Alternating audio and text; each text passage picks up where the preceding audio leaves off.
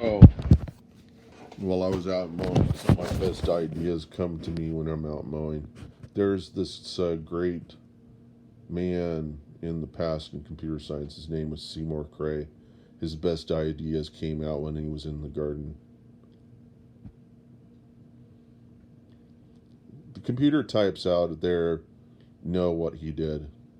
Guys, pretty for what he was doing at the time, there just wasn't anybody else that could do it. He created. If you ever saw the movie Tron, it took like 16 crays to do that, to render that movie. And they kind of did it wrong. They did it at full resolution, 8,000 by 8,000. They rendered every frame at 8,000 by 8,000. How high a resolution is that? And how did they put that on film? They figured that's the resolution they needed. They didn't even have NURBS or meta or what was on Lightwave meta NURBS that was really just CamoClark's CamoClark spline patches, which is what Pixar uses. That we were racking our brains over whenever we were using NURBS and had no clue how they were making T-shirts and attaching arms and if you're on, if you've got your Blender, and when I and Ton decided to do subsurface patches or whatever, that's CamoClark.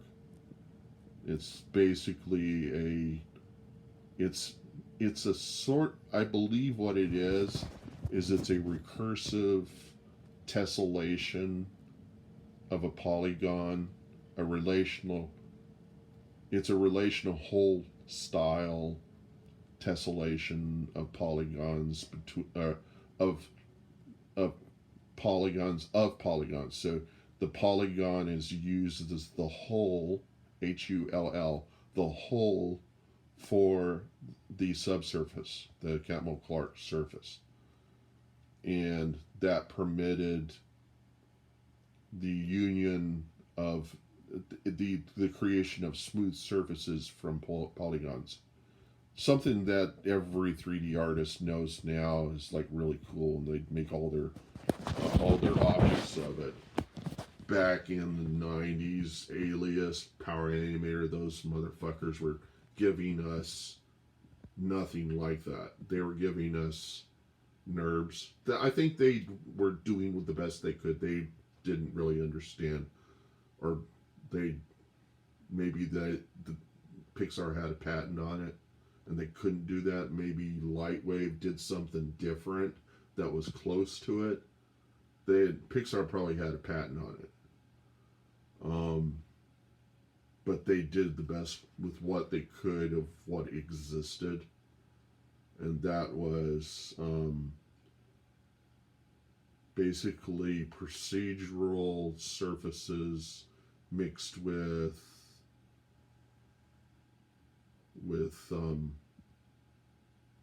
what is it called, polynomial surface, parametric surfaces, and doing a curve.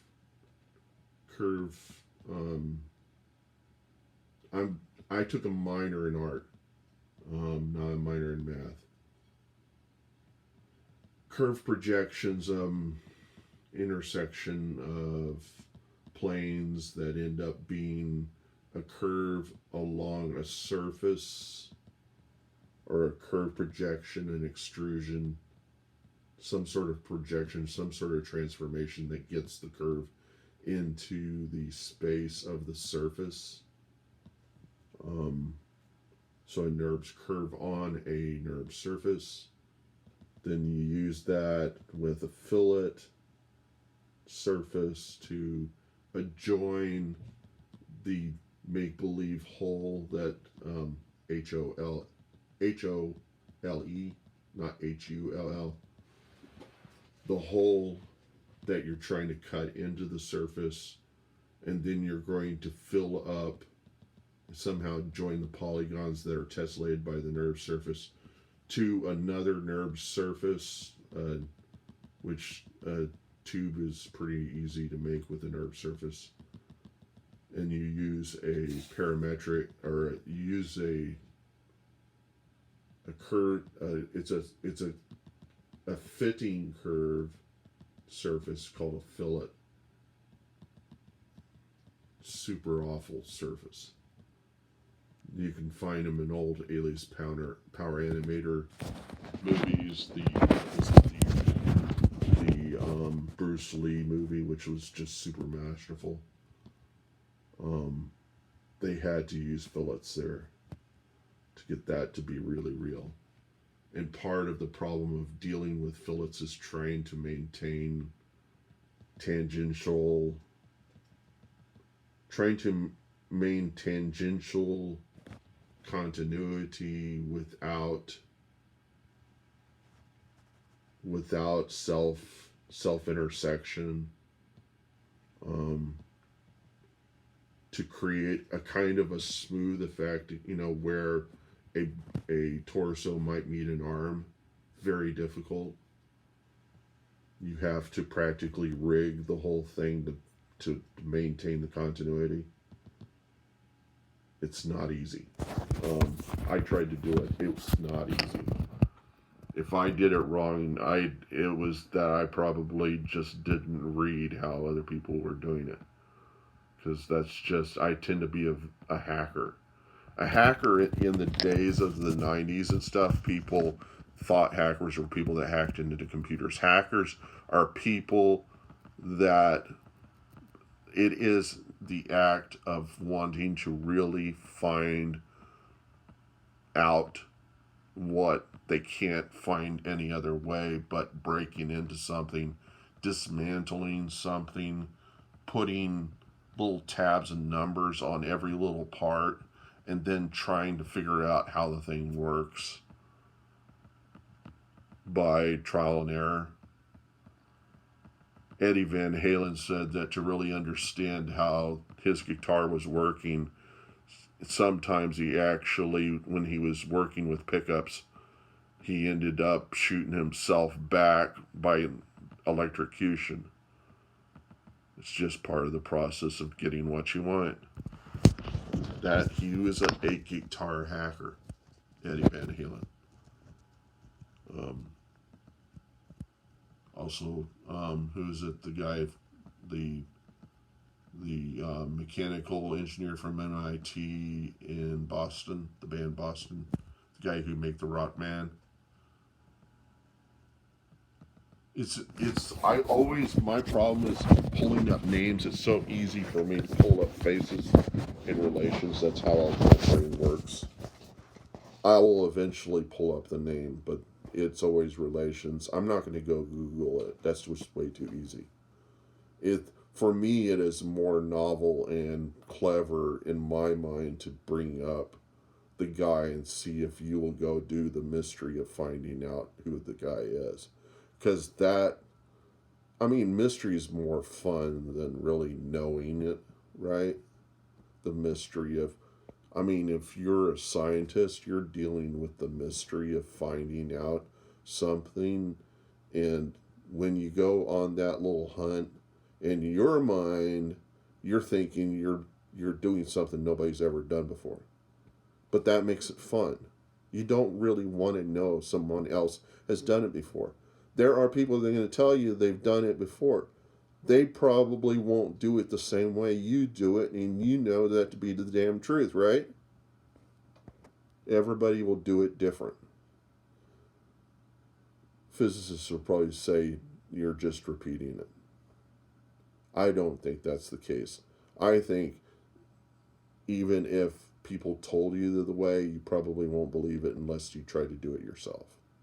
And then you'll go back and read them and start to understand. You may even find stuff out that wasn't even written in there that the people forgot to tell you. That's hacking, right up, the straight up. Every hacker, there are hackers that will tell you that. There are also people that will say that's total bullshit and why is he telling stuff I already know? Those are the guys that drive me nuts. they're the same guys that will tell you in when you're talking in some big old chat where there's a lot of people and say nobody wants to hear it, and then I have to counter that with, okay, did you do a poll? Did you get people to vote on nobody wanted to hear that? That shuts them up. It works. There will always be that asshole that will come up with that. Nobody wants to hear it. And then there will be like 10 other assholes that'll follow up with it. But that isn't everybody. I've been through that.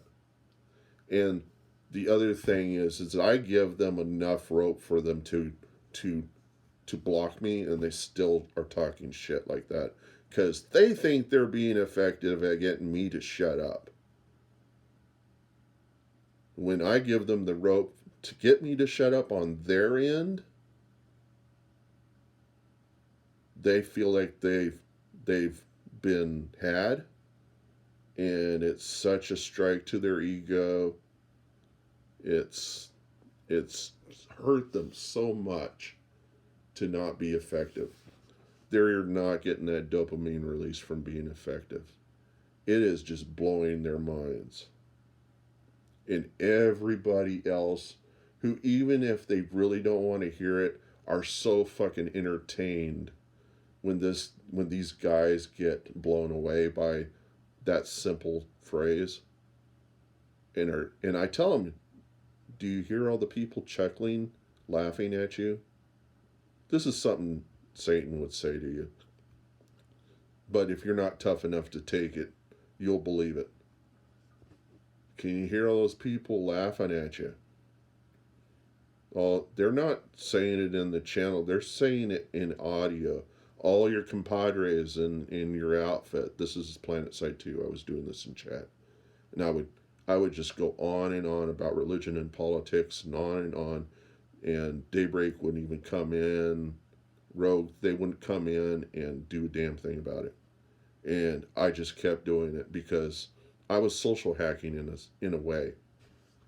And it was so much fun. I eventually got off of that because there are people who look to that time as they have their work and this is a time for them to have fun, and they don't need to see it in faction chat. I eventually decided to stop doing PlanetSide 2. I'm not going to say that I might come back. That would be really bad.